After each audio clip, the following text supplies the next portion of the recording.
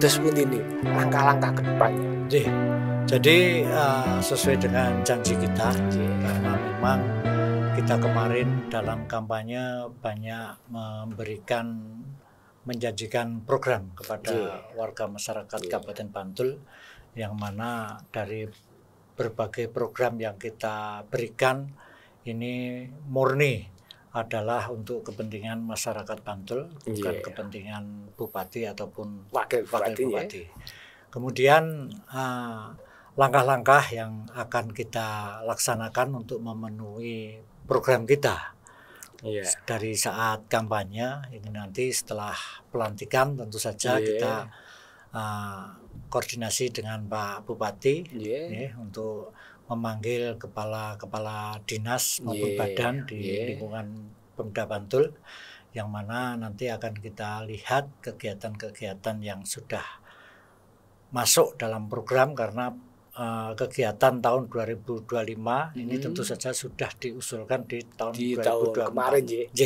Jadi di situ kita akan melihat apa saja program yang ada di OPD dari dinas-dinas maupun badan ya tadi, sehingga mungkin barangkali ada beberapa yang sudah menyangkut ke program kita.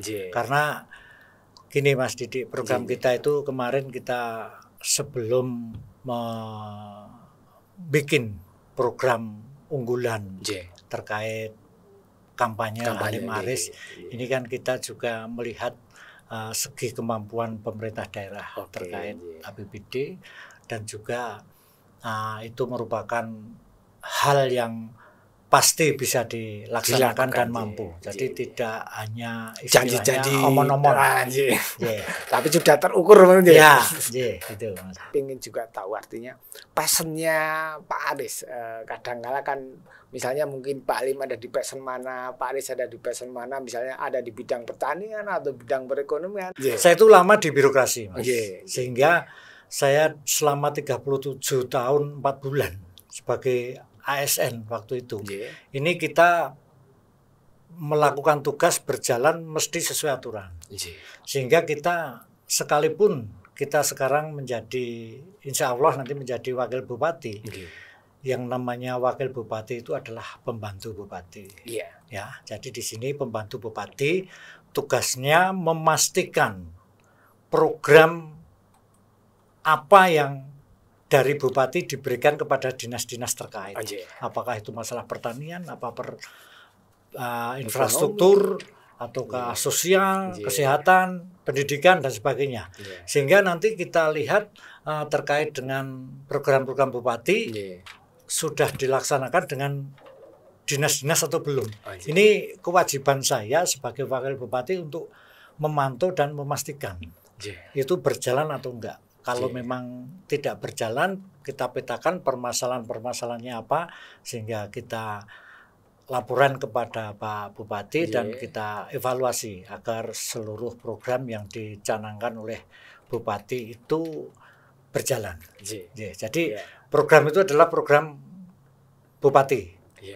Perlu saya sampaikan jadi Konco Ngopi ini sebuah program Radio Persatuan ini sebagai salah satu simpul tegur sapa silaturahmi. Jadi bahwa kita nanti juga akan interaktif. Jadi nanti kita berharap juga nanti ada beberapa masukan dari masyarakat. Artinya kita berharap bahwa ini menjadi bagian dialog bagaimana nanti kalau ada curhatnya. Ini curhatnya Pak curhatnya masyarakat tentang Bantul ke depan. Karena kira-kira dari janji-janji yang kemarin itu prioritasnya yang akan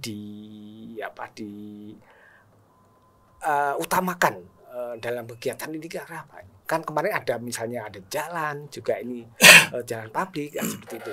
Ini apa ini Pak? Jadi begini, kegiatan ini Konco Ngopi Radio Persatuan ini sangat bagus dan ada interaktif. Ini memang pemerintah daerah tidak menutup mata, tidak menutup telinga, memang harus mendengar dari aspirasi masyarakat. Sehingga dalam dialog interaktif seperti ini, kami berharap nanti juga ada masukan-masukan dari masyarakat. Okay. Karena apa? Karena pengalaman kami di birokrasi, jadi katakanlah ada suatu lampu mati, penerangan jalan, atau jalan agak rusak, atau jembatan dalam keadaan bahaya akan rusak. Ini kalau kita tidak ada laporan dari masyarakat juga kita tidak bisa mengetahui dengan cepat, karena keterbatasan SDM kita, personil kita, sehingga kita tidak mungkin kalau kita itu muter jalan terus ke Kabupaten Bantul, kalau malam melihat lampu, kalau siang melihat jalan, gitu kan. Jadi seperti itu. Ini program yang bagus bagi pemerintah daerah. Dan kami harapkan juga nanti seandainya ada interaktif, ada dialog, sehingga apa kekurangan di masyarakat bisa kita ketahui dan kita tindak lanjuti tentu saja. Kemudian sebagai prioritas, ini sebetulnya banyak prioritas kita yang akan kita prioritaskan. Jadi memang ada beberapa program kita yang baru bisa dilaksanakan itu di tahun 2026. Karena nanti setelah kita dilantik, tentu saja kita merencanakan anggaran untuk tahun 2026, dan di situ sepenuhnya seluruh program-program yang kemarin kita petakan itu akan mulai kita laksanakan. Jadi misalnya prioritas itu seperti kita nanti akan memberikan seragam gratis bagi siswa. Kemudian nanti gratis pembayaran PBB bagi sawah yang produktif tentu saja. Bagi sawah yang produktif yang memang ditanami oleh masyarakat untuk konsumsi makan sehari-hari. Berarti pertanian primer benar. Tapi kalau sawah itu nanti sama petani sudah beralih fungsi ditanam batu untuk pondasi lah, itu jadi bangunan jadi bangunan itu tidak kita gratiskan. Itu misalnya. Terus kemudian pembangunan jalan selama 5 tahun ke depan ini nanti sepanjang 600 km. Ini juga nanti menjadi prioritas kita. Karena kita tidak menutup mata, kita memahami bahwa kondisi jalan di Kabupaten Bantul ini banyak yang rusak. Kita paham itu, kita tahu itu. Karena apa? Karena memang sejak 2020, 2021 itu selama 2 tahun ini terkait anggaran untuk pemeliharaan jalan ini sangat minim sekali. Mungkin banyak yang dipotong karena COVID itu jadi refocusing gitu. Jadi 2 tahun kita tidak membangun, sehingga kita, panjenengan Mas Didi perlu tahu bahwa yang namanya aspal sebaik apapun, sebagus apapun, kalau curah hujan tinggi itu pasti rusak. Jadi kita akan perbaiki dan kita akan membangun jalan desa sepanjang 600 km. 600 km. Iya, selama 5 tahun. Itu jadi, jalan tingkat desa, kabupaten. Jalan kabupaten. Tapi jadi gini, kita itu kemarin sudah meningkatkan beberapa kelas jalan. Kelas, jadi jalan itu ada kelas. Ada kelas nasional, kelas jalan nasional, provinsi, kabupaten, dan desa atau kelurahan. Nah, kemarin kan banyak warga masyarakat yang mungkin belum paham bahwa jalan kelurahan, jalan desa itu kalau Pemda tidak bisa bangun di situ. Karena statusnya masih jalan desa atau jalan kelurahan. Sehingga alhamdulillah di penghujung saya menjabat Kepala Dinas PU, ini kita kemarin bisa menaikkan status dari jalan desa, jalan kelurahan menjadi jalan kabupaten. Agar itu bisa kita kerjakan dengan APBD yang kita punya. Seperti ini kalau kayak di jalan perumahan itu termasuk tingkat jalan desa aja. Jalan mana? Kan misalnya perumahan-perumahan itu. Oh ya, oke. Ya. Iya. Ya, jadi belum tentu juga. Nanti, juga belum tentu. Ya, jadi awalnya itu kelurahan itu mencatat dan registrasi ada. Ini namanya jalan kelurahan. Karena sekarang banyak jalan lingkungan yang belum tercatat di kelurahan, sehingga itu tidak bisa kita angkat menjadi jalan kabupaten. Sehingga tidak bisa disupport oleh Pemda. Ya, jadi sehingga kita kemarin banyak menghimbau kepada kelurahan, kepada desa untuk itu dicatat statusnya untuk menjadi jalan kelurahan, sehingga kalau sudah jalan kelurahan itu kita naikkan ke jalan kabupaten bisa. Tapi kalau masih non status di kelurahan tidak tercatat karena mungkin itu jalan baru atau memang belum pernah diusulkan ke kelurahan, sehingga jalan tersebut non status, itu kita sulit untuk membangun itu, sehingga kita butuh waktu banyak untuk menangani jalan-jalan non status di Kabupaten Bantul. Bisa kita mintakan anggaran dari pusat bisa, tapi proses perlu lama aja. Lama dan juga belum tentu dapat juga. Ya, ada pertanyaan dari Mas Cahyo dari Patalan ini. Ini usul Pak Aris untuk program PPBMP. Penggunaannya bagaimana jika diperluas agar masyarakat bisa lebih leluasa dalam menyerap anggaran PPBMP. Pripun nih Pak Aris? Monggo.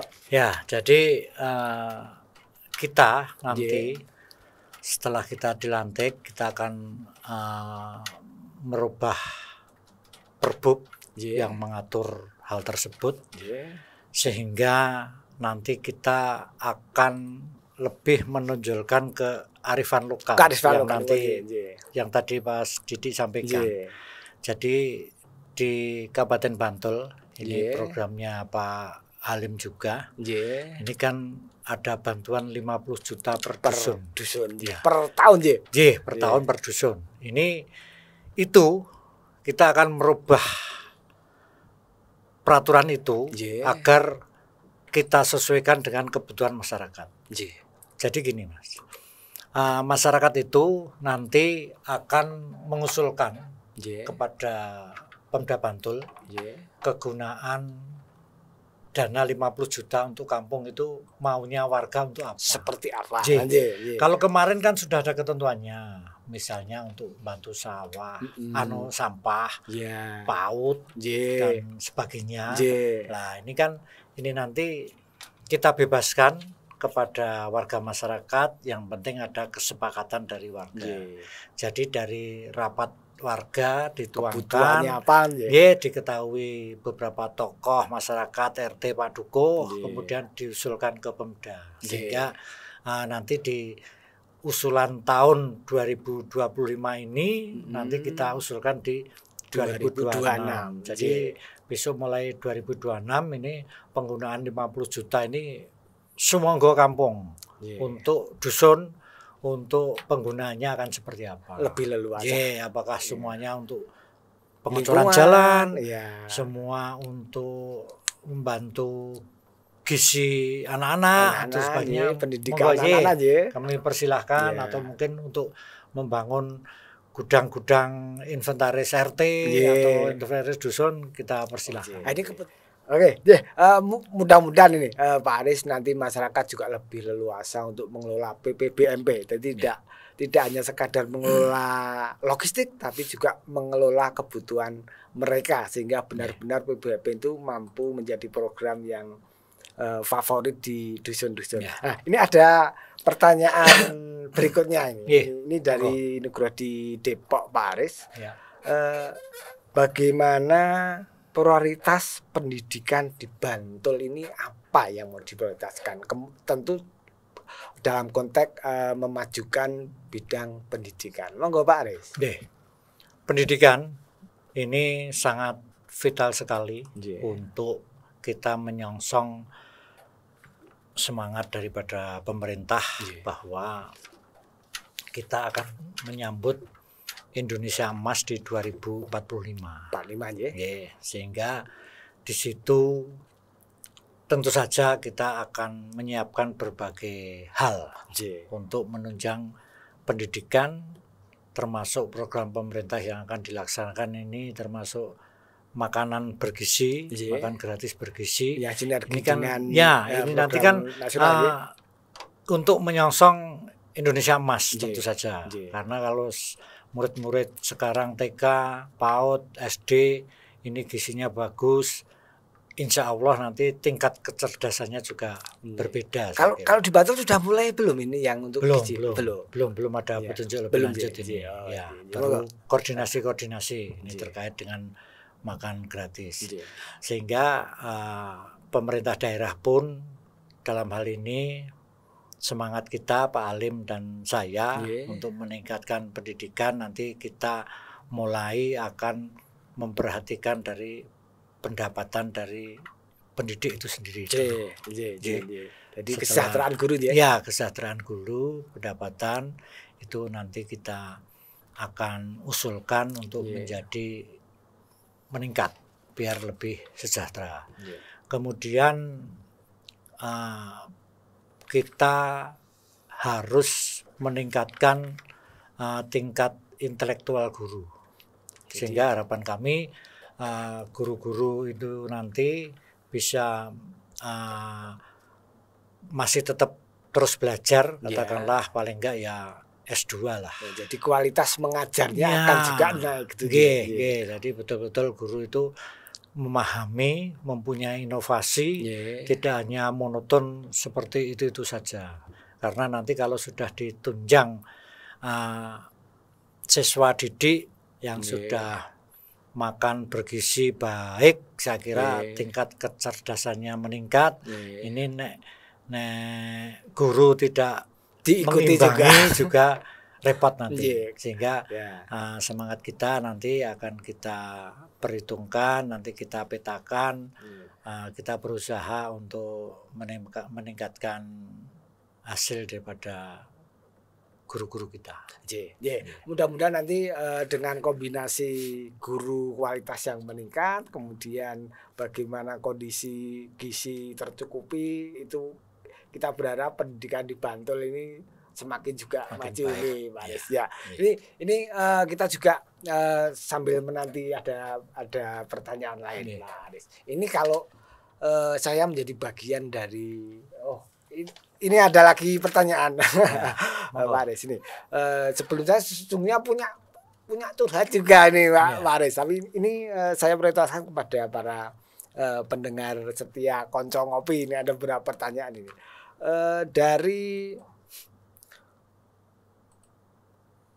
Dari mbokne anak wanje nih, mbokne anak ini mbahne anak di Manding. Nah ini Sugeng Dalu Pak Wabub. Bagaimana cara menghidupkan UMKM agar masyarakat pelaku usaha kecil bisa berjalan usahanya? Ini Pak Aris, artinya mungkin bagaimana nih seperti kemarin komitmen terhadap pengembangan UMKM ini, khususnya karena Mbok ini kayaknya ini juga lebih pada persoalan aktivitas perempuan nih Pak Aris. Monggo. Jadi gini, terkait UMKM nanti tentu saja kita akan banyak diskusi dengan Dinas Perdagangan dan Industri tentu saja tapi paling enggak kita mempunyai semangat bahwa memang UMKM di masyarakat Bantul harus kita bantu. Ini salah satu yang akan kita lakukan, kita akan membantu terkait dengan pemasaran hasilnya. Karena selama ini banyak warga masyarakat di pedusunan ini yang sudah secara tradisional memproduksi makanan tapi mereka kesulitan untuk menjualnya, memasarkan. Ini kayak permasalahan klasik. Sehingga nanti di Dinas Perindustrian Perdagangan nanti tentu saja bisa kita bantu dengan memasarkan secara online. Jadi konsepnya mendorong pemasaran pun ya. Kalau permodalan gimana nanti? Apakah itu juga menjadi bagian dari komitmen? Ada, kita itu ada program-program untuk bantuan UMKM juga. Oh, artinya nanti lewat jalannya yang ini. Oke, ini juga nanti mungkin sebelum Pak Aris menambah ini kita tinggal berapa menit nih, tidak nyampe 10 menit lagi. Tapi ini juga ada curhat saya ini. Kalau saya ini kan kadang-kala ini Pak Aris masuk pengen menyaksikan keindahan jembatan Parangtritis. Jembatan Parangtritis. Nah itu di JLS itu. Tapi kalau pas masuk itu kok saya kalau di DPR masih ditarik ini ya, ditarik retribusi. Karena kan kalau retribusi itu kan logikanya masuk di pariwisata. Kalau saya cuma mau lewat-lewat lah, ini kira-kira ke depan gimana ini Pak Aris? Kita malah baru tahu ini. Jadi coba nanti kita perintahkan untuk ngecek retribusi itu resmi apa enggak. Jadi kalau yang dulu itu kan misalnya yang di TPR baik Parangtritis maupun di Samas itu kan sebelum jalan lintas selatan ya. Nah, kalau kita mau hanya menikmati jalan lintas selatan itu kadang-kala kan kena TPR dulu. Nah, itu masih kita bayar. Kadang-kala logika kita kan pengen merasakan jalan publik kok masih bayar retribusi. Kalau kita misalnya ke Samasnya atau ke Parangtritisnya artinya masuk di pariwisata. Tapi ini curhat Pak Aris artinya. Jadi gini, terkait retribusi di wisata Parangtritis khususnya, ini memang kita akan segera menyiapkan kantor untuk penarikan retribusi. Jadi kita itu mempunyai kantor yang lama untuk menarik retribusi itu justru di sebelah utara jembatan JLS. Jadi kita tidak bisa membedakan yang mau lewat itu apa cuman mau menikmati jembatan atau ke pantai. Tapi kalau kita harus mengakomodir itu satu persatu juga kita repot. Jadi besok ini akan kita tarik ke arah selatan terkait pembangunan kantor retribusi di situ, sehingga nanti orang lewat JJLS, orang lewat jembatan baru itu tidak ada retribusi di situ. Kalau belok kanan, kalau arah barat mau ke selatan baru itu masuk TPR untuk membayar retribusi. Jadi harapan kami nanti memang jadi gini Mas Didik, ini kan juga perintah dari Sultan selaku Gubernur DIY. Ini kan memberi wacana ke Pemda Bantul bahwa mukanya Jogja itu di selatan. Bantul Madep Ngidul.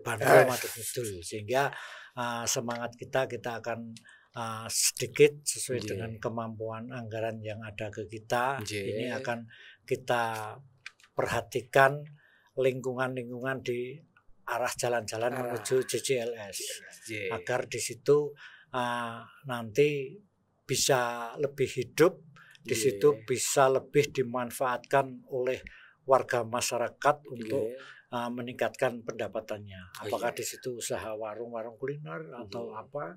Karena ini nanti sebentar lagi kelok 23 ini. Yang naik itu. Kelok 23 itu kemarin sempat diberi nama oleh yang mengerjakan pekerjaan itu kan dari kementerian. Itu kelok 18. Setelah kita sama Pak Halim mengecek dan menanyakan ternyata keloknya itu 23. Jadi nanti kita sampaikan juga di situ kelok 23. Jadi nanti di situ jalur yang sangat signifikan sehingga bisa kita manfaatkan khususnya bagi warga masyarakat Bantul, baik yang di seputaran jalan, sekitar jalan maupun warga Bantul yang lain yang memang bisa membuat usaha di situ, karena mungkin nanti juga ke depan kita sudah siapkan rest area juga. Kita sudah punya tanahnya kekancingan dari keraton. Ini di itu Serandaan ke Poncosari. Poncosari itu kita sudah mempunyai rest area sehingga nanti di situ bisa banyak sekali kita bikin kuliner-kuliner.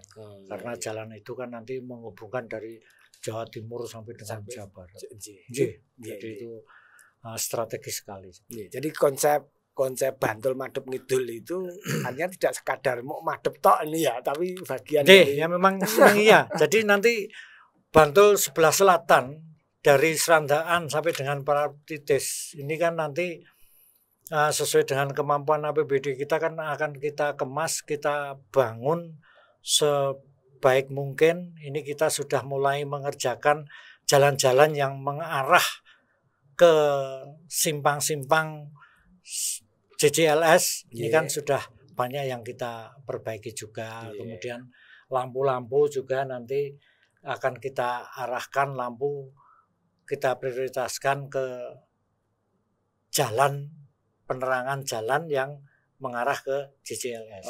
Sehingga nanti mau masuk JJLS, mau keluar JJLS ke Jogja, itu harapan kami nanti pendatang-pendatang itu masuknya ke Jogja itu lewat Bantul, tidak lewat Jalan Wates. Ini ada pertanyaan lagi Pak Aris. Ini dari Mbak Tika ini. Menika dulu ini cerita dulu ini kayaknya. Dulu sebagian warga ikut program PTSL. PTSL ini apa aja?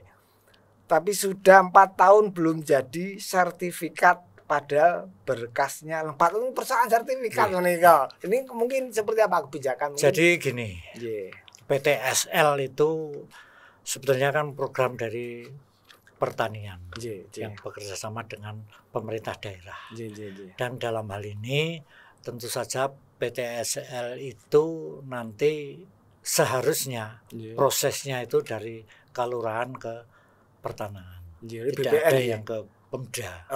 Karena pertanahan itu kan di luar pemerintah daerah. Jadi kalau terkait PTSL nanti kami himbau kepada warga masyarakat untuk menanyakan lewat kelurahan masing-masing. Kalau tidak ya langsung ke BPN. Ke BPN. Jadi memang ranahnya agak berbeda aja. Betul. Ini ada pertanyaan juga ini. Mungkin bisa ini. Ini cuman kira-kira ini jembatan Serandaan 3 ini sudah siap kapan ya Pak Wabub? Ini dari Mas Zaki dari Serandaan. Terima kasih Mas Yati dari Serandaan, bahwa jembatan yang dibangun di Serandaan itu program dari kementerian. Jadi dari atasnya kementerian. Itu bukan programnya Bantul. Tapi waktu itu memang peletakan batu pertama oleh gubernur kita dan kita saksikan, dan ini seharusnya di awal tahun ini sudah selesai. Tapi ini belum sudah selesai. Sehingga kita jadi selesai atau bukan sebetulnya bukan tanggung jawab Pemda. Tapi kementerian, kementerian, karena itu kementerian langsung, termasuk Kretek 2 itu juga yang membangunkan kementerian. Tapi saya kira awal tahun ini seharusnya sudah jadi. Coba nanti kita cek sampai sejauh mana pembangunan itu. Dan kita Pemda pun sebetulnya juga bisa untuk menyampaikan aspirasi Mas Yaki ini ke pemerintah pusat. Nanti bisa kita sondingkan lewat Dinas Pekerjaan Umum. Pak Aris, kemungkinan memang gimana masyarakat itu pengen lewat di menikmati latarnya Bantul ke depan.